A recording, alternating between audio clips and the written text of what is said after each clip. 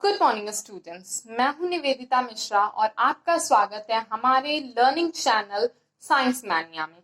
आज हम class 11 physics का फर्स्ट चैप्टर करने वाले हैं जिसका नाम है फिजिकल वर्ल्ड। तो आइए स्टार्ट करते हैं। ये चैप्टर पूरा थ्योरेटिकल है। आप चाहें तो मेरी एक्सप्लेनिंग के साथ ये नोट्स भी कॉपी कर सकते हैं, ये आपके लिए बहुत यूजफुल होगी। So come to the topic. First topic is science. सबसे पहले फिजिक्स के बारे में समझने के लिए सबसे इंपॉर्टेंट है कि हम पहले साइंस के बारे में समझें। साइंस क्या है? साइंस वर्ड की ओरिजिन है लैटिन वर्ब साइंटिया से।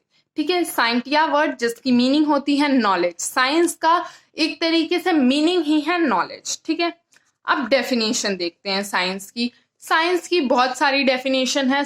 अलग अलग साइंटिस्ट ने अपने अपने कन्वीनियंस, अपने अपने नॉलेज, अपने अपने थिंकिंग के हिसाब से बहुत सारी डेफिनेशन साइंस की हैं। हम चाहे तो खुद भी डेफिनेशन फ्रेम कर सकते हैं अगर हम साइंस के बारे में जानते हैं तो दो तीन डेफिनेशन हम यहाँ देख लेते हैं। The first one is the systematic and organised knowledge of physical and natural world gained through observation and experimenting is called science.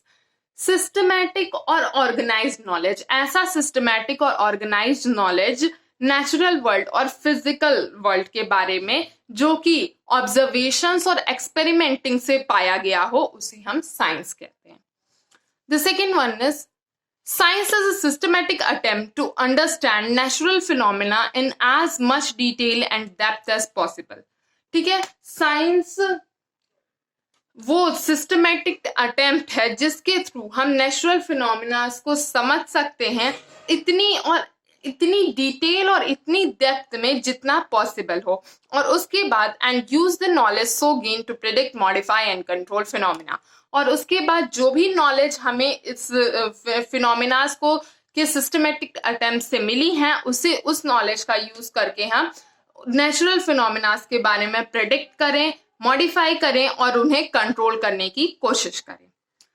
Now, science, it is all about exploring, experimenting and predicting. Science हर तरीके से explore करना, किसी चीज को खोजना, experiments करना और प्रिडिक्ट करना। जो भी चीजें हम अपने आसपास देखते हैं, हर एक चीज को अगर हम एक्सप्लोर करें, उसमें एक्सपेरिमेंट्स करें और उसे प्रिडिक्ट करें, तो वो सारी चीजें साइंस में आती हैं। Okay, Science is ever dynamic. There is no final theory and no unquestioned authority in science. Science ever dynamic है, मतलब साइंस कभी भी एक कांस्टेंट नहीं रहा है। साइंस कभी भी कांस्टेंट या स्टैटिक नहीं रहा है, हमेशा वो चेंज होता रहता है। एवर डायनेमिक मीन्स हमेशा चेंज होने वाला है। There is no final theory and unquestioned authority in science. Science में ना ही कोई फाइनल थ्योरी है। जितनी भी थ्योरीज हम आज तक पढ़ते आए हैं या आगे पढ़ेंगे, वो सब फाइनल नहीं है, वो कभी भी चेंज हो सकती हैं। कोई भी नया लॉ आया उसके अगेंस्ट और वो थ्योरी चेंज हो गई। इसीलिए साइंस में कोई भी थ्योरी फाइनल नहीं है। एंड नो अनक्वेश्चन अथॉरिटी, और ऐसी कोई अथॉरिटी नहीं है जिससे हम क्रॉस क्वेश्चनिंग ना कर सके। ओके, अब हम देखते हैं ब्रांचेस ऑफ साइंस के बारे में। साइंस की कितनी ब्रांचेस हैं? Natural sciences 3 branches, naturally science की 3 ब्रांचेस है, biological, physical and earth science. Okay, देखते हैं अब एक फ्लो चार्ट के थ्रू हम इसे समझते हैं। नेचुरल साइंस 3 पार्ट्स में डिवाइडेड है, biological science, physical science and earth science. ठीक है, सबसे पहले बायोलॉजिकल साइंस क्या होता है? Science of living thing. ऐसा साइंस जिसमें हम लिविंग थिंग्स के बारे में पढ़ते हैं, उसे हम बायोलॉजिकल साइंस कहते हैं। ठीक है, बायोलॉजिकल साइंस भी बहुत तरीके के होते हैं, जिसमें से 4 यहाँ बताए गए हैं। बॉटनी, जूलॉजी, इकोलॉजी और बहुत सारे। बॉटनी जिसमें हम प्लांट्स की स्टडी करते हैं, जूलॉजी जिसमें हम एनिमल्स और ह्यूमंस की स्टडी करते हैं, माइक्रो ऑर्गेनिजम्स की स्टडी करते हैं, इकोलॉजी जिसमें हम अपने इन्वायरमेंट की स्टडी करते हैं, और भी बायोलॉजिकल साइंस की बहुत सारी ब्रांचेस हैं। ठीक है, next is physical science, science of matter and energy.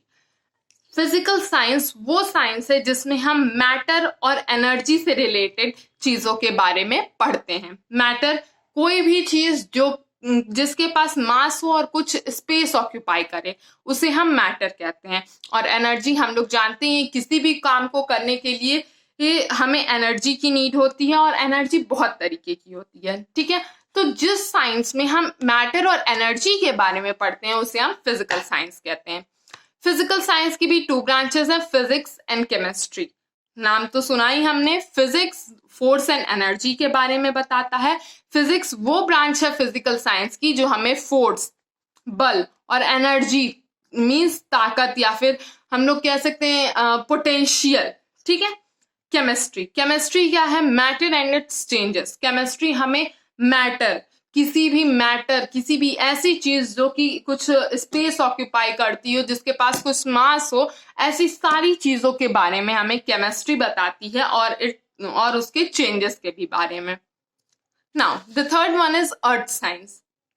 Earth science क्या होता है? साइंस ऑफ अर्थ, ऐसा साइंस जिसमें हम अर्थ के बारे में पढ़ते हैं, इसे हम अर्थ साइंस कहते हैं। अर्थ साइंस की भी 4 ब्रांचेस हैं, जूलॉजी, मेट्रोलॉजी, एस्ट्रोनॉमी और भी बहुत सारे। जूलॉजी जिसमें हम अर्थ की फिजिकल, जियो का मतलब ही होता है अर्थ की फिजिकल स्टडी, ठीक है। तो जूलॉजी में हम अर्थ की फिजिकल स्टडी। मेट्रोलॉजी में अर्थ के अंदर की कंपोनेंट्स की स्टडी करते हैं। एस्ट्रोनॉमी में हम अर्थ के बाहर मींस स्पेस में जो भी स्टडी होती है वो एस्ट्रोनॉमी में आती है और मैनी अदर बहुत सारी, ठीक है। Now the next topic is scientific method and theory. Scientific method और थ्योरी में क्या आता है? The first one is a hypothesis. Hypothesis क्या होता है? Supposition without assuming it is true. Hypothesis कोई भी चीज जैसे जिसे हम सपोज करें, ये नहीं हम जानते हैं वो ट्रू है, राइट है, रॉन्ग है, इस बारे में हम कुछ नहीं जानते हैं, बस कोई भी सपोजिशन वही कहलाता है हाइपोथेसिस। मान लो मैंने सपोज किया कि दिस स्केल इज लॉन्ग। मैं नहीं जानती हूँ ये लॉन्ग है या शॉर्ट है, I don't know, but it is just a supposition कि ये ट्रू है, ठीक है। या फिर हम कह सकते हैं मान लो this scale is of 30 centimetre. मैं नहीं जानती ये ट्रू है फॉल्स है, अभी मैंने इसे बिल्कुल मेजर नहीं किया, इस पे कोई क्वांटिटी नहीं लिखी है, ठीक है। तो मैंने इसे कहा कि ये 30 सेंटीमीटर का है, यही हो गया, मैंने सपोज किया कि ये 30 सेंटीमीटर का है, तो ये क्या हो गया? ये एक हाइपोथेसिस हो गया। Now second is an axiom. Axiom क्या होता है? Self evident truth. Self evident truth मतलब ऐसी चीजें जिसे प्रूफ करने की जरूरत नहीं है, वो यूनिवर्सल ट्रूथ है, वो ऑलरेडी प्रूव्ड है, हमें उसके प्रूफ की जरूरत नहीं है। A model theory propose to explain observed phenomena. किसी भी ऑब्जर्व्ड फिनोमिना, जो फिनोमिना हम देख चुके हैं, जो फिनोमिना को हमने ऑब्जर्व किया, एक्सपेरिमेंट कर लिया है, उन फिनोमिना पे थ्योरीज को बनाना मॉडल कहलाता है, ठीक है। नाउ एन assumption क्या होता है? A thing that is accepted as true without proof.